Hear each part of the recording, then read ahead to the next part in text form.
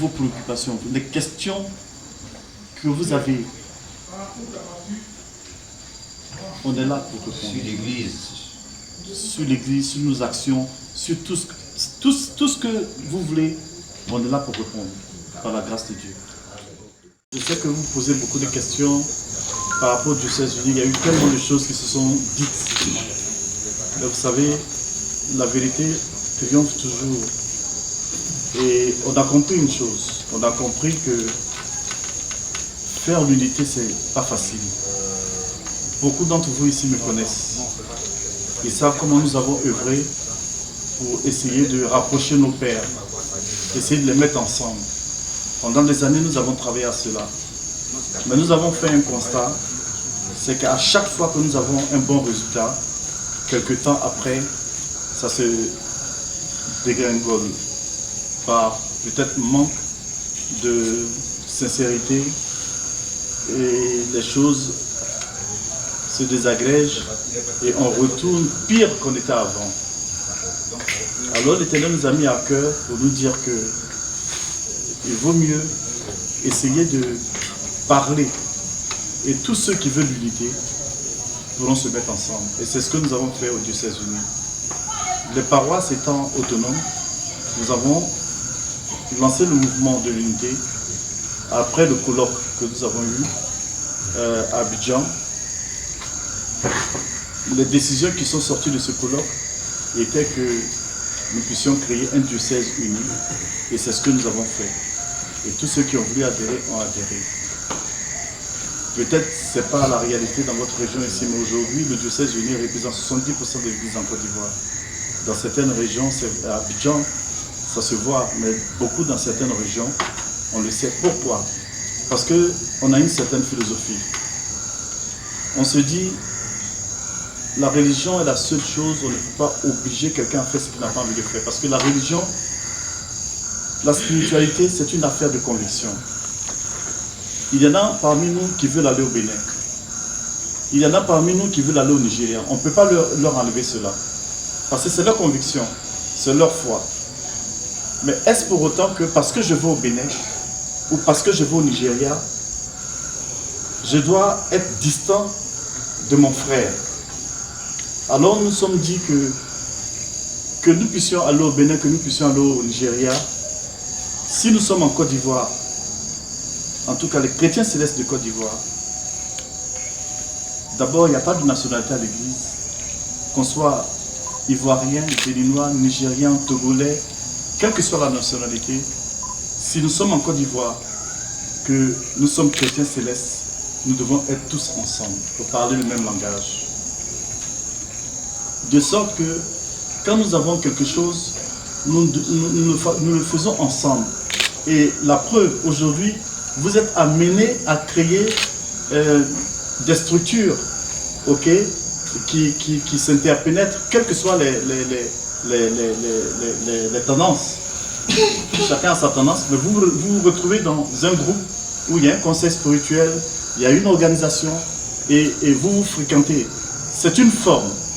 Mais nous, on dit qu'il faut aller au-delà de cette forme pour être vraiment ensemble. Parce que notre Père ne nous a pas laissé une église divisée. Papa Chauffard ne nous a pas laissé une église divisée.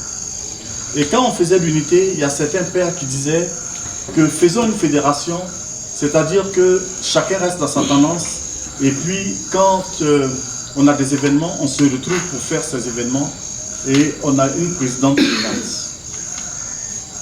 La réponse que nous leur avons donnée, c'est que l'église n'est pas un club de football, ni une association sportive ou bien une activité civile. L'église est une spiritualité, c'est-à-dire l'église, c'est le corps du Christ. Et Papa Chauffard a dit que l'église est une indivisible. Donc à partir du moment où on accepte qu'on est dans les tendances, il y a problème. Ça veut dire qu'on accepte de fédérer. Donc ça, c'est notre philosophie. C'est pour ça qu'on a dit, on peut aller au Nigeria, on peut aller au Bénin, mais il faut que nous soyons un groupe soudé en Côte d'Ivoire. Devant Dieu, devant les hommes, devant les autorités, de sorte que, même quand les autorités aujourd'hui demandent un représentant de l'Église, il y a 50 personnes qui se présentent. Chacun revendique la légitimité d'être celui qui est à la tête de l'église. Vous le savez, vous voyez tout ce qui se passe. Et c'est une mauvaise image pour nous. Hein? À la fin de l'année, les gens se battent pour aller prendre des miettes à cause du pèlerinage. Tout ça, c'est ridicule. Alors que si on était ensemble, on aurait pu gagner plus. L'unité fait la force. Donc c'est au vu de tout ça que le diocèse uni a adopté cette philosophie. Pour dire que Papa Oshofa de son vivant était à Imeko. Mais il n'a jamais interdit l'existence de Porto Novo. Mieux, il a dit dans la Constitution bleue que Porto Novo c'était le siège de l'église. Et il était à Imeko, il faisait le culte à Imeko, on faisait le culte à Sémé, il n'a pas interdit. Si lui, le fondateur de l'église, n'a pas fait, ce n'est pas à nous de juger. Pour dire celui-là est légitime plus que l'autre. Donc, partant de ce principe, jusqu'à ce que notre Père a dit, la prophétie qu'il a faite, parce que c'est un vrai prophète, c'est un grand prophète, il a dit, le jour viendra où son successeur va venir et tout le monde va s'aligner derrière lui parce qu'ils verront les signes. Mais en attendant ce jour, il est normal que nous acceptons mutuellement, que nous respectons mutuellement. C'est-à-dire quoi? Il faut respecter celui qui va au Nigeria, il faut respecter celui qui va au Bénin. Mais ensemble, nous prions ensemble, nous faisons tout ensemble dans un même groupe. Et en décembre, si on s'en va au pèlerinage, ceux qui vont au Bénin restent au Bénin, ceux qui vont au Nigeria vont au Nigeria.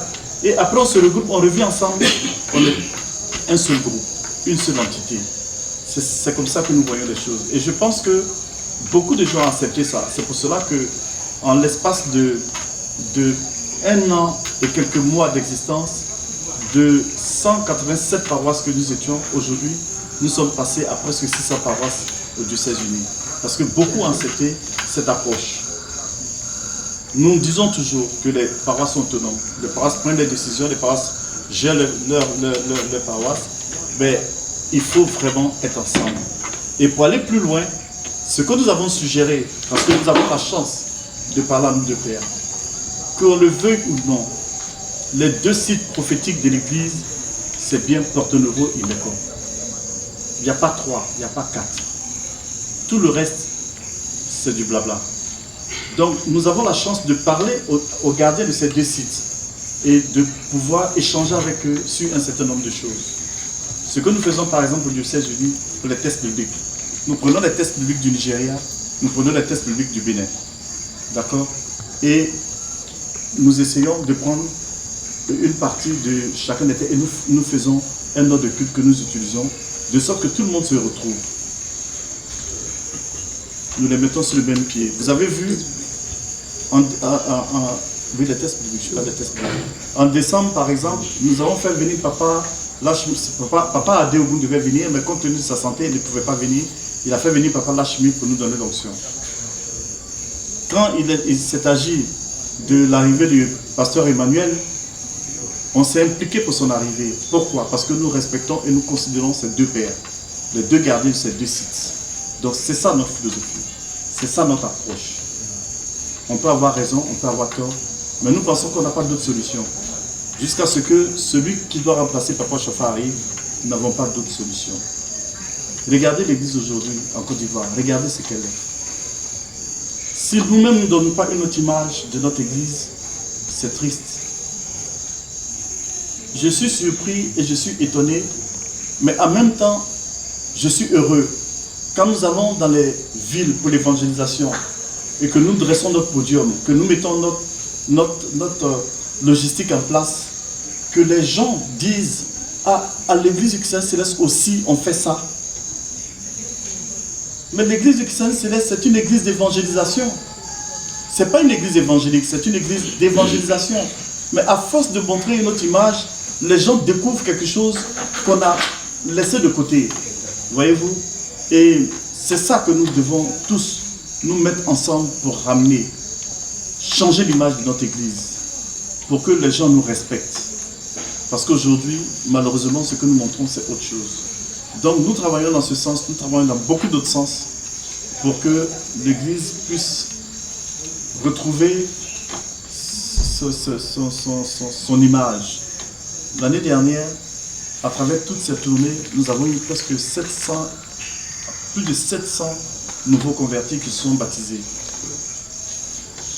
Qu'est-ce qu'on recherche de plus? ce ne sont pas les grands titres, les grandes positions que Dieu regarde. Dieu regarde nos œuvres.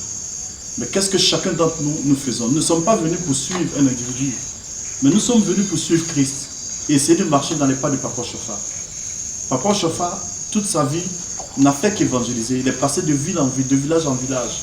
Quand vous allez partout au Bénin, au Nigeria, vous allez voir que dans tous les villages, dans toutes les villes, il y a des paroisses. Papa Chauffard est passé par là. Mais nous, qu'est-ce qu'on fait? Je pense que ça mérite réflexion. Et je ne veux pas trop m'étaler sur ces choses. Je suis venu vraiment pour vous saluer, pour échanger avec vous. Je ne vais pas être trop long, mais voilà un peu notre motivation. C'est ce qui fait qu'on se bat. Tout ce que vous avez sur le cœur, vous pouvez le dire. Toutes vos préoccupations, les questions que vous avez, on est là pour répondre. Sur l'Église, sur nos actions, sur tout ce que vous voulez, on est là pour répondre, par la grâce de Dieu.